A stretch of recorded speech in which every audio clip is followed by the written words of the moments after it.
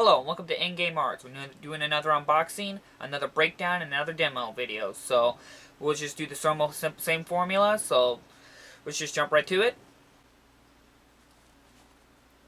Here's the front of it.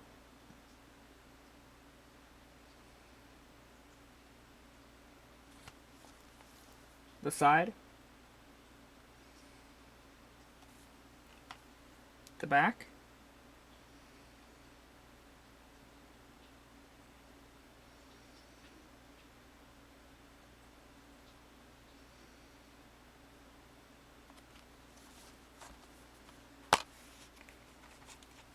The inside.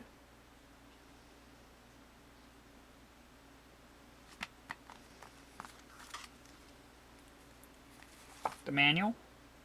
And little pamphlet thing.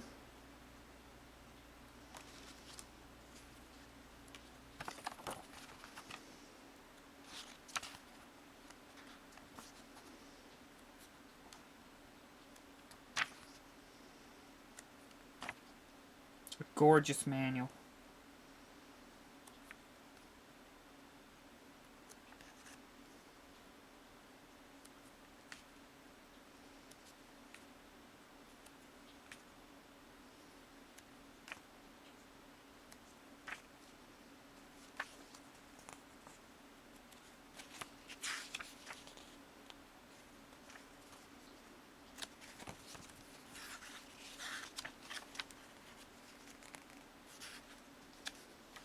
It's been a while since I've seen such a well manual.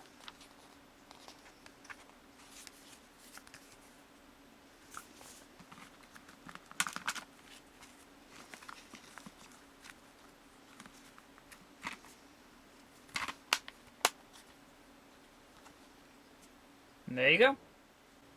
Well, that was the unboxing of the Shovel Knight. I have to highly recommend Shovel Knight. It's just a gem to play to me. The music's great, the gameplay is solid and smooth, the pixel art graphics or the sprite graphic design is just fabulous. There's nothing really bad you could say about Shovel Knight. It's really cheap, you can buy on physical copy. This isn't a rare game to get a hold of right now. It's just something I just highly recommend that anybody pick up for their collection because it's shockingly to get such a well-made case with an art book and colored it in and everything. Cause, come on, we all know how hard it is to get a manual nowadays. The gameplay is clean, smooth and great. There's many kinds of armors in the game. There's also many kinds of spells and weapons in the game. There's the whole open world map design and everything where it looks like Super Mario World and Super Mario 3. I don't know if you ever played those. They kind of like the world design works like this pixel art, like grid-based kind of style. It works great, and I'd love to see it in this formula. The storyline's at least of an NES standard, interesting kind of concept here, where you're Shovel Knight and you're trying to rescue your lady friend named Shield Knight, and it's an amazing journey to end. You have amazing boss fights, and you have amazing gameplay.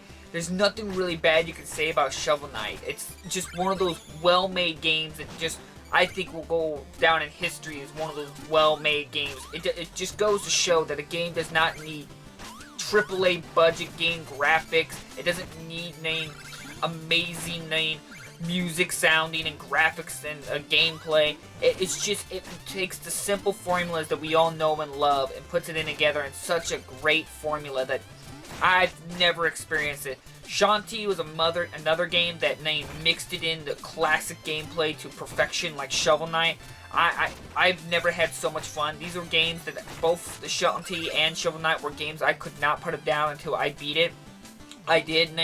You're seeing footage of both a new game start and a previous save that I've kept. That I've actually restarted it several times after I beat it, and this is actually one of the ones you're seeing is one of my newer ones I started up on. There's not much I could really say about Shovel Knight other than you just highly recommend it. But there's several good amount of bosses in there. They mix it up and they have their own powers and specialties and their own kind of level design and stuff. It does get kind of challenging later on, but if you got a quick wit and just a simple basis for a platforming game, you'll pick it up really quick and well. It plays a lot like a Mario game, mixed with some DuckTales. And that's about it. I mean, it doesn't really take any more formulas. Maybe a slight RPG touch here and there where you build up your life bar and your mana bar, and you get special gear, like kind of like Legend of Zelda 2, the Link Adventures of Link, where it's like a 2D sprite, but you have you got to build up your status and you get special gear and stuff, but nowhere near as hard, so you have nothing to worry on that one. But what else could I possibly say that justify to tell you why you should pick this up, other than just what you're seeing and what I'm telling you what I've told you so far. I just really want to point out that it's great to see these kinds of games get physical releases, and this is why I say that physical is not dead, as much as people try to emphasize that we're in the digital era, things should just be digital nowadays. I mean, PC people joke about people getting physical copies still nowadays. I mean, generally, I'm not talking about all PC people, but it's just glad to see that even these smaller titles that yes, they have to be selling well to get a physical release, because we all know a physical release is more expensive than selling something digitally. And that's also why it's aggravating when you try to buy a AAA game, it costs just as much physically, even though it was cheaper for them to make it digitally. But this is great to see that why physical copies, I think, will probably last another maybe 1 or 2 more generations, because these games need to get physical releases. That way we can always hold on to them, always able to replay them whenever we want, because I'm always worried when games are digital like this that they'll somehow, some reason, maybe get removed off of the digital format area. Because, look at the game Scott Pilgrim vs. the World. If you've never played it, I'm really sorry if you've never played it. It's an amazing beat-em-up game. If you've never seen the movie and there's a manga of it, check them both out. Both amazing. But Scott Pilgrim vs. the World, the game, actually got removed off of Xbox Live and PSN. I don't even think it's available on PC either. I don't exactly know the reason why they removed it, but it is impossible to download that game. The only way you can play it is if you've already pre-purchased the product and had it installed on your console. And then if you say you deleted it, you can re-download it. But if you're a person who's never played it and you've never bought it, you will never be able to play Scott Pilgrim vs. the World. This is the pet peeve I have about digital. This is why I don't trust digital, because now that game is gone. If you're getting into the new generation, or it's your first time getting a PS3 or PS4, or Xbox or Xbox One, or whatever, Xbox Live or PSN, you'll never get to play that game. You'll never experience. You have to go on YouTube and watch people talk about the game that you'll never get to experience.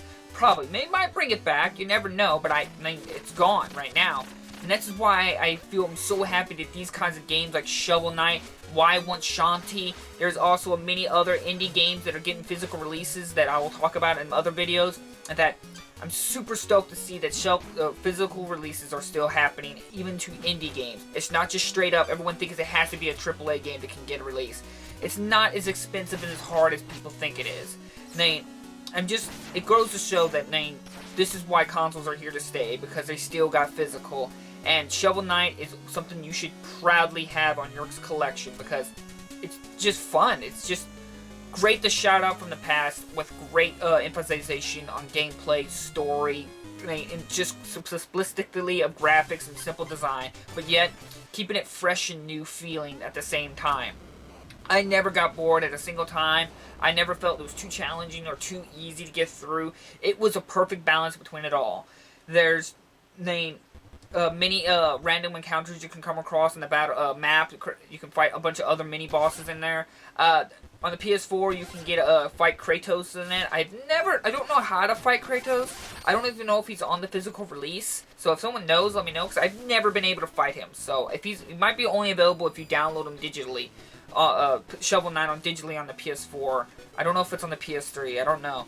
But other than that, I don't mind it. I don't see one update. I didn't have any problems playing on physical. It didn't even need anything to require me to beat it. So that's what I love to see. A physical game done and ready and available to everybody. So In-Game Arts has to highly recommend you pick up Shovel Knight to your collection, because it might not be hard to get, but it doesn't mean you should not get it. Just because it's not rare, or you can get it easily on digital and probably much cheaper. But still, get it in your collection, because it's a beautiful case, beautiful manual, beautiful game, beautiful everything. So, thank you all for watching. Please leave your thoughts and comments down below. Any other games you want me to touch on, I'll gladly look into and touch on it. If you'd like and subscribe, I can do more videos, and it's always encouraging to hear your guys' thoughts and your support. So, thank you all for watching, and I'll see you all in the next episode. Bye-bye!